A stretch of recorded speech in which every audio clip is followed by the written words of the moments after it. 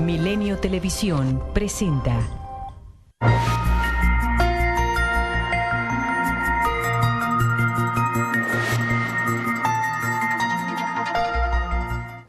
Buenas noches, bienvenidos a Mercados en Perspectiva, aquí como todos los domingos con Juan Musi.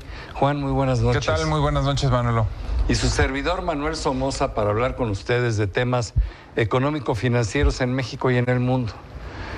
En la última parte de este programa vamos a platicar de la inflación en México que salió el día jueves.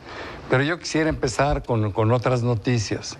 Realmente lo que dominó la semana fue la discordia que provocó Donald Trump con su actitud proteccionista, imponiendo sanciones o impuestos más bien al acero y al aluminio. Afortunadamente para México nos dejó fuera, para México y a Canadá, nos dejó fuera de este impuesto, no sin antes mandar mensajes que yo los tomo más bien como chantajes, ¿no? Porque el hecho de que no nos hayan puesto el impuesto ahora no quiere decir que no nos lo pueda poner mañana si no llegamos a un buen acuerdo en el Tratado de Libre Comercio de América del Norte, que esa fue su posición primera, ¿no? Sin embargo, más allá de lo que esto representa para México y para Canadá, lo que preocupa es la actitud proteccionista del presidente Trump. O sea, no se da cuenta, y luego quisiera tu opinión, Juan, que el proteccionismo genera subdesarrollo, el proteccionismo aísla a las naciones, el proteccionismo no genera crecimiento. En cambio, el libre comercio lo que nos da es eso, crecimiento, riqueza, expansión, tiene una serie de virtudes importantes que además hemos podido constatar en los últimos 40 años. Y él va para atrás, va para atrás. Es sorprendente la ignorancia, es sorprendente cómo se deja manipular por algunos asesores que honradamente desconozco yo cuáles sean sus méritos, profesionales o académicos, como el tal Peter Navarro. Y además en Estados Unidos algo que preocupó y que fue una noticia que afectó además a los mercados fue la salida de Gary Cohn, que era es muy buen economista, que era un equilibrio en el equipo de Trump. Tiene que renunciar y ahora se queda con puro extremista, ¿no? Extremista por sus teorías locas que van absolutamente en contra de todo lo que hemos tratado, principalmente ellos, de construir en los últimos 40 años en el mundo occidental. ¿Cómo la ves? Pues sí, la verdad es que coincido contigo. Me llama la atención que vuelva a hacer este tipo de exabruptos a la mitad de la ronda de negociaciones que se estaba llevando a cabo en la Ciudad de México. O sea, me parece una gran paradoja estar al mismo tiempo sentado México, Estados Unidos y Canadá negociando partes muy sensibles de un tratado de libre comercio que, por cierto, no se llegó a un final, es decir, no fue concluyente la ronda, esta parte de los certificados de origen que tienen mucho que ver con el tema automotriz y sobre todo el que se quisiera incrementar esa parte a más contenido norteamericano, y a la mitad de una ronda complicada salga con esto, pues me parece verdaderamente increíble. Como tú bien dices, me parece y me suena más a chantaje, me parece más a estrategia de negociación, a pesar de que haya dejado fuera en este momento a México y a Canadá. El que va a pagar las consecuencias, creo ya lo dijiste, pues va a ser el usuario final. A final de cuentas van a pagar acero y aluminio mucho más caro, pues que se va a reflejar en el momento en el que los Estados Unidos consuman y compren acero para los coches, para la industria aeronáutica y todas las aplicaciones que tiene el acero y el aluminio. Y a mediano plazo, Estados Unidos como país va a ser el gran perdedor de este movimiento, ¿no? Así es. Fíjate, paralelamente a eso se firma el Tratado Transpacífico, que fue lo primero que echó Trump para atrás. Lo firman creo que 11 países, se firmó en Chile. ¿Recuerdas que fue su primera acción de gobierno cuando entró a la presidencia? Es un gran tratado, ¿no? Era una gran oportunidad. México perdió muchísimo cuando Estados Unidos canceló esa posibilidad. México firmó, evidentemente. Dejaron alguna cláusula para poder permitir que Estados Unidos se meta después, si quiere, porque aparentemente... ¿Cuando se vaya Trump? No, aparentemente ya en esta misma administración se han arrepentido de la decisión que tomó Donald Trump. Será él incapaz jamás de decir que se equivocó, ¿no? Pero bueno, esa fue una buena noticia. Lástima que este tratado pues necesite esa ancla tan importante que es la economía norteamericana para que fuera un extraordinario tratado. Vamos a ver qué sucede. Me da mucho gusto, ¿no? Pero como tú bien dices, y qué lástima, Estados Unidos tiene que estar ahí porque al final el verdadero músculo y la los verdaderos monstruos del consumo son ellos, ¿no? Entonces el tratado con ellos y sin ellos es completamente distinto. Pues qué sí, bueno por México, porque diversifiquemos mercados. Más de la mitad del consumo mundial está en Estados Unidos. Así Entonces, es. digo, ¿no? pues, Entonces es una buena noticia. Sí están, Lo celebro y qué bueno, y de nuevo, pues qué maravilla poder empezar a diversificar mercados, pero sin Estados Unidos, pues no es lo mismo, ¿no? Sin duda. Y oye, y otra renuncia, la de Gary Cohn, ¿no?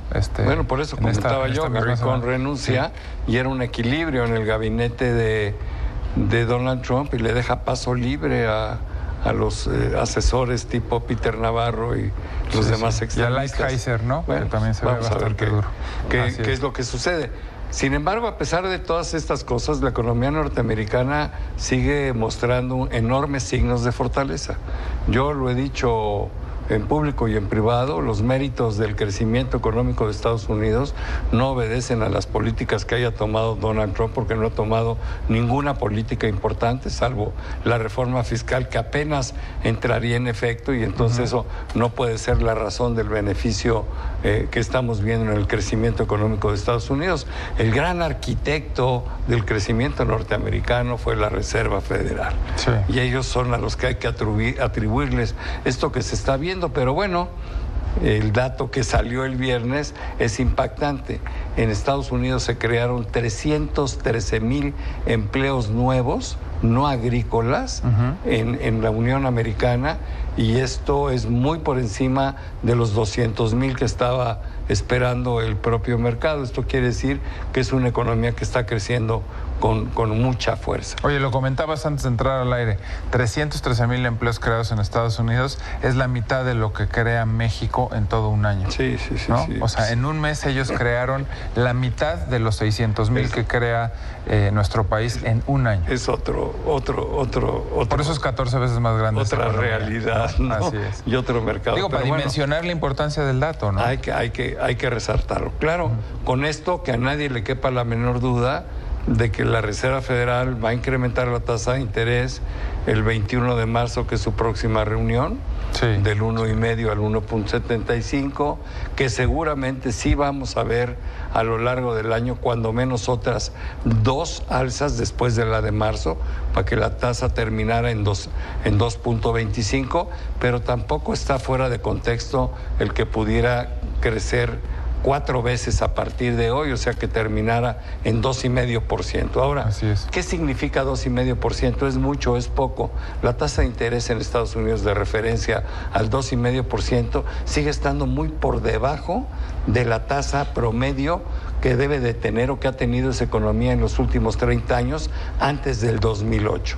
La tasa promedio, la tasa normal, la tasa neutral es 3.5%. Esta es una tasa que no inhibe el crecimiento, pero tampoco lo estimula artificialmente. Eso es lo que hay que ver, que independientemente de que las tasas sí van a subir, de todas maneras, por lo menos en el 2018, van a terminar muy por debajo de lo que debieran de estar. O sea que vamos a tener todavía el 2019 de margen, donde vamos a seguir viendo subir la tasa de interés para alcanzar ese famoso 3,5.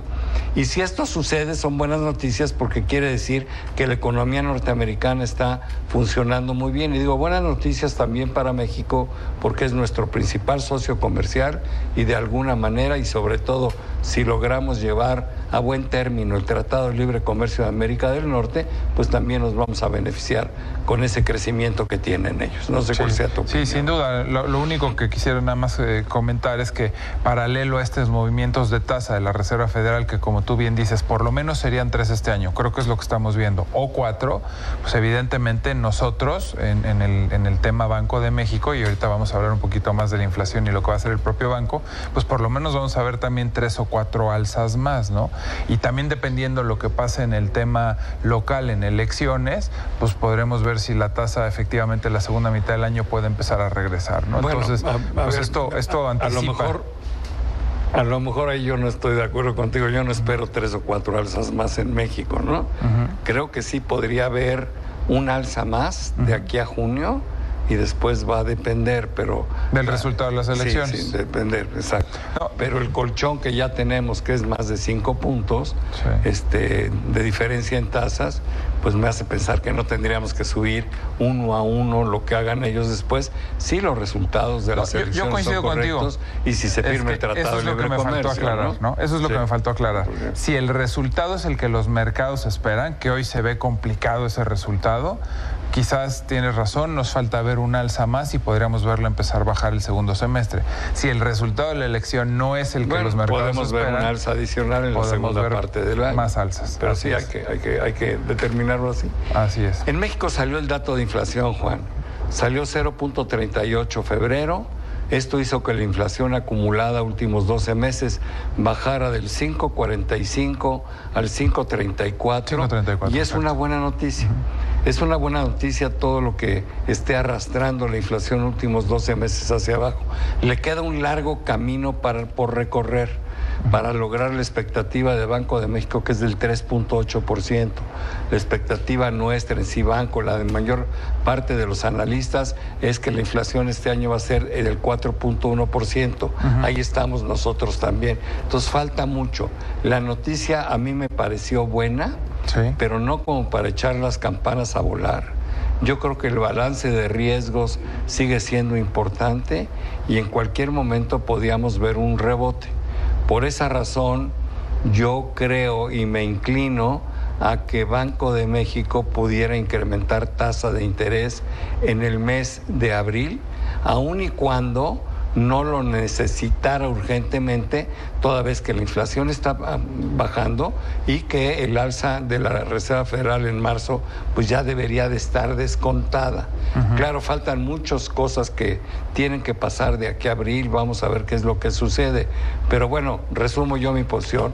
La noticia fue buena, le debe de dar margen a Banxico para pensar las cosas con más calma, pero no se le quita la presión de que tenga que subir tasa nuevamente en el mes de abril. Sí, coincido contigo. Creo que la Reserva Federal evidentemente sí sube el 21 de marzo. Banxico no tiene reunión en marzo, sería hasta abril. Banxico sí sube en abril y pues mucho dependerá de qué le pase el tipo de cambio ya conforme se vayan acercando las elecciones y con las noticias del TLC. Bueno, si el tipo de cambio se va hacia los 20, pues seguramente va a estar presionado Banxico a corto plazo, ¿no? Dentro del panorama que les describimos en esta semana, el peso se revaluó para llegar a los niveles de 18.53, 54, cuando la semana pasada estuvo sobre los niveles de 18.80.